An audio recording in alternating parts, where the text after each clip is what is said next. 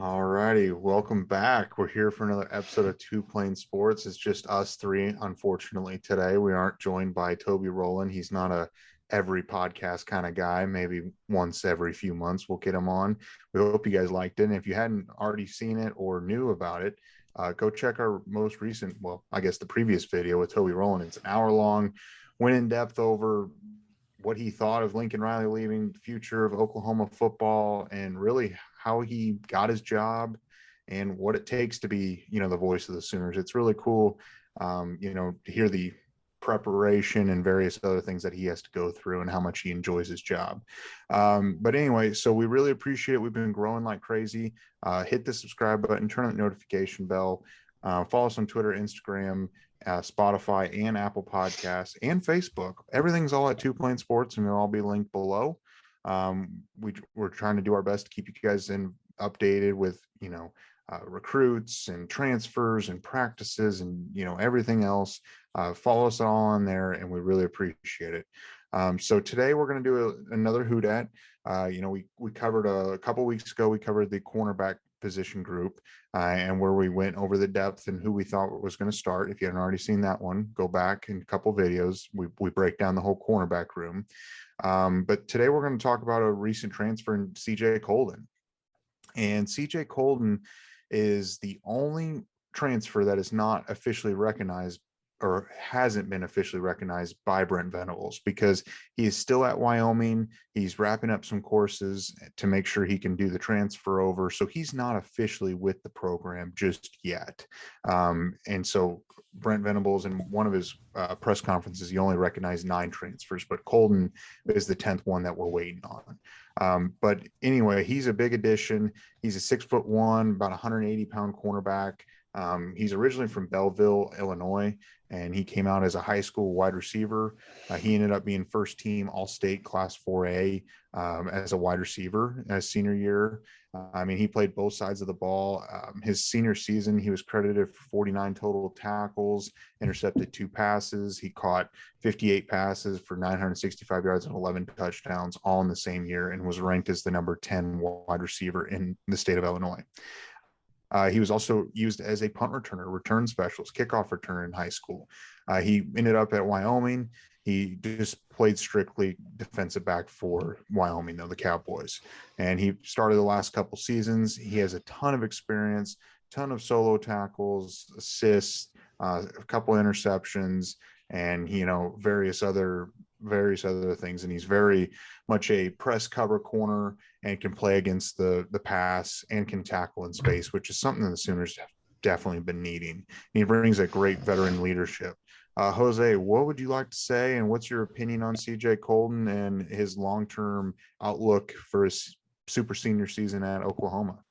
Yeah, I think he's going to actually compete for a starting spot. Didn't you pick him as a starter? Yeah, whenever we were going over the position group, I said that he was going to take DJ's spot as the second outside corner. I still believe that with his tackling ability, how long he is, and his experience. DJ has played since he's been a freshman. He'll be going into his true junior year pretty much. So I think it'd be good for him to just sit back for a little bit and watch, unless he gets the opportunity, due to injuries. But CJ is going to bring a different mentality to that number 2 corner spot with his ability to tackle. I know when we first talked about him, when his transfer was first announced, that's something that we brought up, is how sure of a tackler he is, and it's going to really help overall, I believe. And I've used it for every single transfer on the defensive side of the ball. He's just a guy that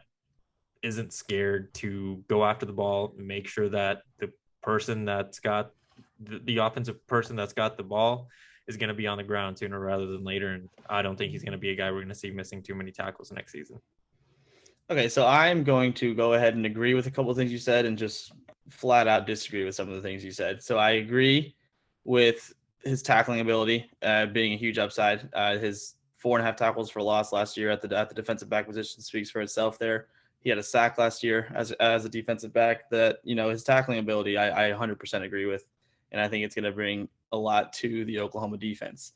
I also love his length and versatility, as you mentioned. I don't have him as a starter as you did, and I think Brum may have too, or I can't remember exactly who Brum picked as a starter, but I believe it was Coldon, and I disagree with you guys on that. But the biggest thing I'm going to disagree with you on is I think DJ is one of the starters, and you brought up you thought it might be good for him to, after having played as a freshman, sophomore year, playing, starting, all that. I don't understand how it would be good for him to take a year on the bench after 2 years of starting. I don't get that. To start for 2 years or get a lot of starting time for 2 years and then sit on the bench as a junior, I don't know how that would be beneficial or help him develop. But if he gets beat up by CJ Coldon, he gets beat up by CJ Coldon, and I do want the best player to start. Oh, I definitely agree, Brandon. I agree with you. I don't know if it would necessarily be good for him, because I made the take a couple videos ago that I think it would be good if Billy Bowman took a little bit of time and sat back. You know, he was pressed into some tough positions last year, and it was his true freshman year. I feel like he is a little more of a candidate. But like you said, DJ Graham has played quite a bit. But I do think he's going to push, or CJ Coldon will push DJ Graham for the starting position, and he might eventually be the starter, because the way I'm looking at CJ Coldon and Trey Morrison, if you are starters at North Carolina and Wyoming, you don't transfer somewhere for your graduate transfer year with the thought that you're most likely not going to start. I don't feel like you would do that. I feel like even if you're at North Carolina or even Wyoming, you can be drafted in the NFL if you're really, elite there and you play well. You can get picked up by the draft. I feel like both these kids are going to come in and they very well might start, or at least be heavily in the rotation. I just feel like DJ Graham, and it might be the push that Graham needs. Maybe this is him knowing now, like, he's got someone behind him that can start. It might take him to another level. Honestly, I don't know if Graham's I think he's the day one starter. I don't know if he's the starter all the way through. But I think with Coldon, he's going to push for a lot of playing time. Yeah, the reason I think it's good for DJ to take a step back is because he makes the same mistake when he does get beat. It's always, he just can't turn around to keep up with a receiver on a streak, right? He gets beat a lot. He needs to figure out how more experienced corner plays like that. Because if you're going to make the same mistake over and over and not learn from it, then you can probably learn from watching how someone should be doing it. Because he obviously can't watch Woody while he's on the field and be like, all right, Woody's doing this right now against this receiver, because he's got to focus on his guy. So that's the reason I said it. I think at the end of the day, DJ is going to benefit from CJ being there. Like you guys said, I want the best player there, and CJ is going to be a guy that will push for those starting minutes. And if DJ can elevate his game and correct that mistake that he consistently makes, then he should be the starter, because he has been here for 2 years and he's played as a freshman. He clearly he's got talent, but now that there is more depth, he needs to elevate his game, because I think Woody has separated himself from DJ during last year and the play that they both put on the field.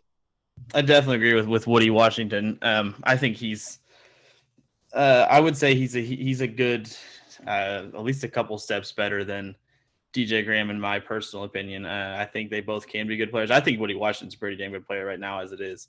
But you mentioned DJ Graham kind of giving up deep balls, and I mean, it's evident in the last game of the season, he got bombed twice against Oregon, and literally it was just a straight up fly route. Both times, I'm pretty sure, the dude just ran right by him, touchdown. And that's tough to give that up. I think the most exciting thing about Coldon is his versatility and length. And then you mentioned Trey Morrison. We'll go into depth later on him, but I think both Coldon and Morrison, they both bring something so much. Like, they both bring their own thing. Like CJ Coldon last year, having 10 pass deflections in a season, he didn't have any interceptions, but 10 pass deflections, that's really good. A lot of corners don't get 10 pass deflections in a season. Obviously we don't have much on his tape, so I don't know if he's out there getting, beat a lot, and that's why he's targeted so much, and that leads to 10 pass deflections. I like to think it's not. And then Trey Morrison brings for Coldon, really, this is his first year really starting all the games and playing significant minutes. He played a little bit more as a junior. Freshman and sophomore, he had appearances, but not quite as, not that kind of starter time. And Trey Morrison I'm pretty sure he was a 4-year starter in North Carolina. So I think these are two huge additions. And if nothing else, they're, as Brum mentioned, and I think Jose, you may have too, but these guys are definitely going to push everybody in that room to be better because they are legitimate D1 starters or D1 corners at least. Yeah.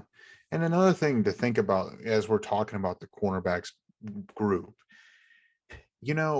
a lot, I don't think we even talked about it on this show. And I don't know if I've even brought up to you guys. You guys know that Roy Manning, obviously he was the cornerback coach for Oklahoma for 3 years. Who's Roy Manning? Well, hear me out. I don't know who that is, bud. He played as a linebacker. He coached linebackers at Michigan. I mean, he played at Michigan. He coached linebackers at Michigan.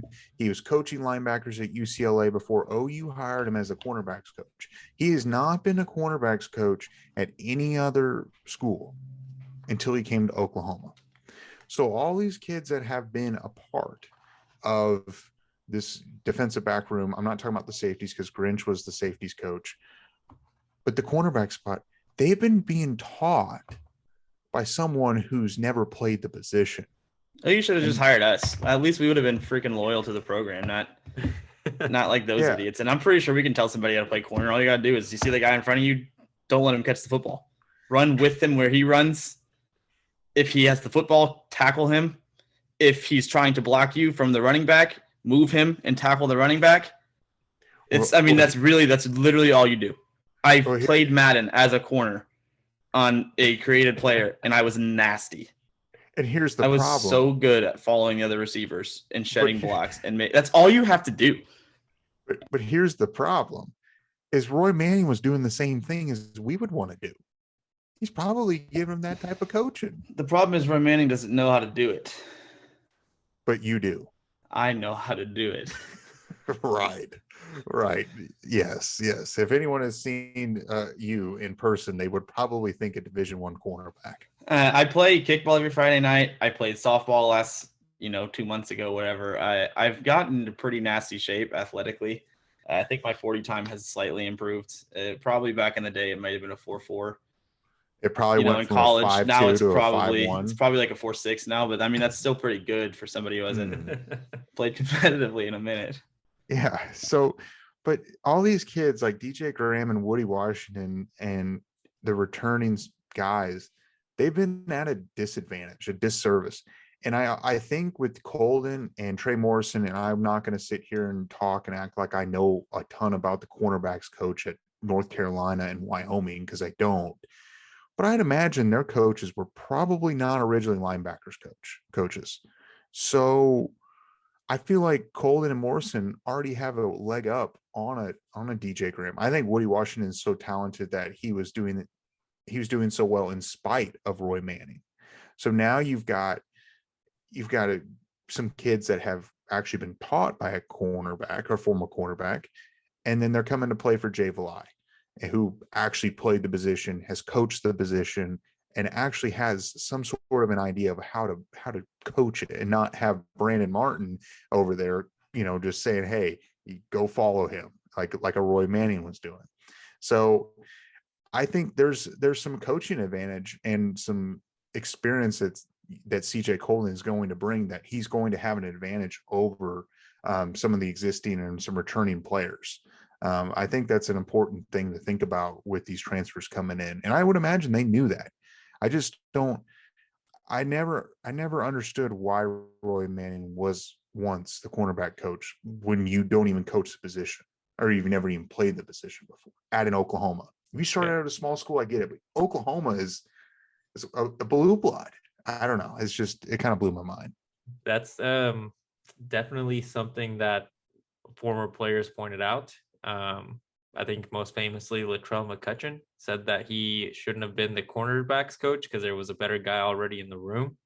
And he was referring to Coach Vinny, who's now at San Jose State, I believe. So, I mean, I think not just us, but the players from last year. Completely agreed. It doesn't make sense why Manning was in the position he was in and coaching that group. But like you said, now we have an experienced, not just player, but coach for the cornerbacks. And he wasn't just a player at some random university that was decent. He was a Big Ten, all Big Ten, two-time selection, really good at Nebraska. So he knows what he's talking about. Wait, I think it's Wisconsin. Wisconsin, sorry. I get those two mixed up. But anyways, same colors. They're both red. Yeah, same colors. But I mean, these guys should not that now that applies to CJ and Trey, like you said. These guys have a leg up because they've had experienced cornerbacks coaches coaching them more than likely. But it also now helps Woody. We should see a big lift in his play because he finally has a coach that knows how to play that position. And DJ, on the other hand, will finally have someone that says, hey, you get beat deep a lot. Let's figure out what's going on here so that you don't do that anymore. And all joking aside, I think that is a really good tidbit or good nugget that you found, Brem, about the guy who used to be our corners coach here and went with the other guy out west. And it's good for us that they're all gone. Obviously, we've said that. We've reiterated that point over and over again. But I mean, specifically talking corners now, yeah, it's 100. I think it should be night and day having a guy who's, as Jose mentioned, an all Big Ten corner and not too far removed from that, as we've brought up multiple times. I think his last year playing college football was 2010, which is not, light years ago. He's still, he's probably still pretty in shape, can move around a little bit. He probably puts his hands on these guys and, can really show them hands-on how to do it, kind of, which I think is going to be huge for these guys' development. And that, as you mentioned with Coldon and Morrison, they probably did have a legitimate corners coach and not a Roy Manning or my fat ass just sitting here making jokes about how to just run with people. So I do think that they do have that leg up and advantage. I just had to say all that, before the comments, people are like, Brandon can't actually coach corners. Yes, I cannot actually coach corners. In Madden, though, I'm nasty. Well, but you're probably like you described it. I imagine that's what Roy Manning was like, honestly. So something we know, we kind of do is I'm going to throw some a line. You guys can pick the over under. We're going to do plain percentage, like percentage of defensive snaps. This is my favorite part of Whodats. Percentage of playing defensive snaps. I'm going to set this one for CJ Coldon at 38%. Why 38? Why do you pick numbers like that? I don't know. No one does that. Jose, you go first. I can't even. I can't. You go first. You have to start. No one does it because 35. we're different. Say 40. No, 38. I'm going with the 38%. I'm going to go with what do you have him at? 41.6% playing time? I'm at 60. Damn, you have him. Starter. Wow. Okay. You did pencil him as a starter, and so did Brum. So I feel like Brum's going to pick the. I'm going to go. What is it if I have him at 38% exactly? It's a push. I'm going to push it. I have him right around that area. I think he's going to play roughly a third of the snaps, maybe a little over the third of the snaps. I do think he's going to be a rotational player. I don't think he's going to come to Wyoming to sit the bench, as you mentioned, especially as a guy who was probably penciled in as a starter if he were to return to Wyoming next season. So I definitely see him in the lineup playing significant minutes. I see him right around that third or maybe a little over a third at a 38% mark. Could make a lot of sense. That's why you're so frustrated with that number, because I was right in your wheelhouse. No, because say 35 like a normal person. Well, that would have been an easy over for you. I'm going to go over. I think he's going to be in the low 40s. I think. I thought you had him as a starter. Well, I think he will eventually be the starter. But I also think that there's going to be a decent amount of rotation in that was Grinch's philosophy. I don't think we're going to see quite as much rotation. Well, what I'm saying is in the first 4 games, I really feel like it's going to be kind of an open tryout, and you're going to see who's going to play. And I think there's going to be times where he might not be on the field because they're giving another kid a chance. And I think he could end up in the low 40s. You boys want to walk on? I think we still got 4 years eligibility. Dude, if I were to walk on, it would not be a defensive back room. Speed kills, and I'm not speed. so anyway, so I I have high hopes for Coldon. I think if anything, he provides a ton of leadership and a lot of mentorship for these younger kids, and some coming from somewhere where he's been developed as far as with a good coach to be a cornerback. I think he can be kind of a coach on the field and keep some emotions in check for these younger guys that are trying to push for some time. And another kid that's going to benefit from Jay Valai is Billy Bowman dramatically. So, 100%. Yeah. So, do you guys have any final thoughts before we hit Brandon's? Are you not going to give us an over/under on tackles and picks and all that stuff? Okay, I live for this. Okay. All right. I'm picking the under on everything you picked, though. All right. So, all right. I'll go into it. I'm going to set the interceptions. I'm going to set it at 1. Yeah, under. Probably the under too. Even as a starter, I don't think he would get a pick. We'll probably see a lot more safeties. Yeah, grabbing the ball. I agree. Under for me as well. And total tackles. I'm not going to do solo, but total tackles.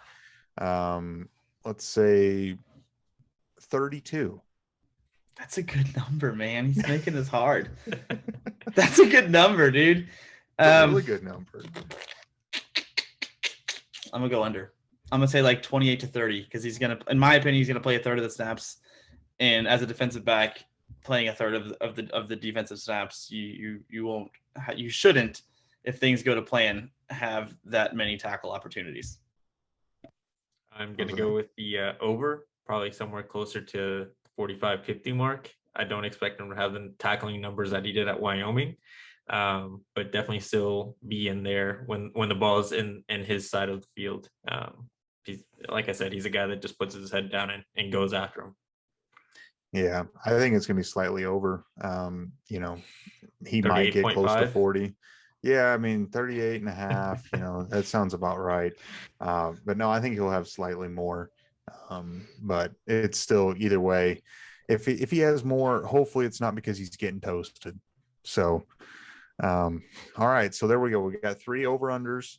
We'll have to revisit this at the end of the season. That's something we need to really start doing. Maybe we need to go back to the old Whodats and we need to have a compilation of all the videos of our over-unders whenever we first started out to see if we were right or wrong or out in middle of nowhere. I feel like Danny's probably middle of nowhere. I think Danny Stutzman is one of the ones that we were very high on him, but I didn't think we expected him to start as much as he did and play as much as he did. But we might have to do that for a future video just to see how dumb we looked. So, Brandon, what's your end of video challenge? Are you going to do some over-unders? This one, I'm not doing any over-unders. That's your thing. But I think I'm very intrigued with Coldon because he's a Wyoming guy, he's an Illinois guy, but he's a Wyoming transplant for the last 4 years of his life. So he got to experience, that Cheyenne area. And as you know, if you've watched, I forget what episode it was, but I think it was the Levius Overton video that we were talking about. Somehow it got brought up that, because I was talking about Oregon be a fun place to visit, and you guys said no, and then I brought up, I think Montana would be an awesome place to live, and I would like to live in Montana. I think Wyoming is similar to Montana in that cool areas to live. So this end of video challenge has nothing to do with football. Obviously, you can comment about CJ Coldon because, that's the video. Comment about CJ Coldon. End of video challenge. If you've been to Wyoming/Montana, what are some cool places so I can visit? Selfish. I want to see if I'm cut out for that life. I think I'm a born farmer at heart, but we'll see. You are a city boy through and through. So yeah, anyway. if you've been to Wyoming or Montana, please drop the cool spots on the way, and maybe Brum and I can stop. And how far is that from Seattle? On a serious note, in case we have to make that drive, we could. Well, that's there's nothing. It's like the same. It's like all up there in the Northwest. It's got to be close. It could be on the way. There we go. So drop some cool spots in Montana/Wyoming. We'll take the road through Montana on the way to Seattle, and then we'll see if I can be a farmer. Make sure to check out Dutton Ranch when you're there. Yeah. Oh, we'll be checking Dutton Ranch. I'm ripped, baby. Only about 30 hours of driving ahead of us if Josh Connerly commits. So anyway, that'll be fun. So if you made it this far, we really appreciate it. If you want to see us drive to Seattle, let us know. Do the Brandon in a video challenge. We need some suggestions because we're going to go insane in the car if we actually make this trip. Yeah, because Brum drives 45 miles an hour. Exactly. White knuckling all the way there. So so like the video, comment on the video, follow us on Twitter, Instagram, Facebook, Spotify, Apple Podcasts. Everything's all at Two Plane Sports, all linked below. We really appreciate it. And let us know also if you'd like to see the next one over Gentry Williams or Trey Morrison. So let us know about that one as well. Tons of content for you guys to comment on. So we really appreciate it. We'll catch you next time.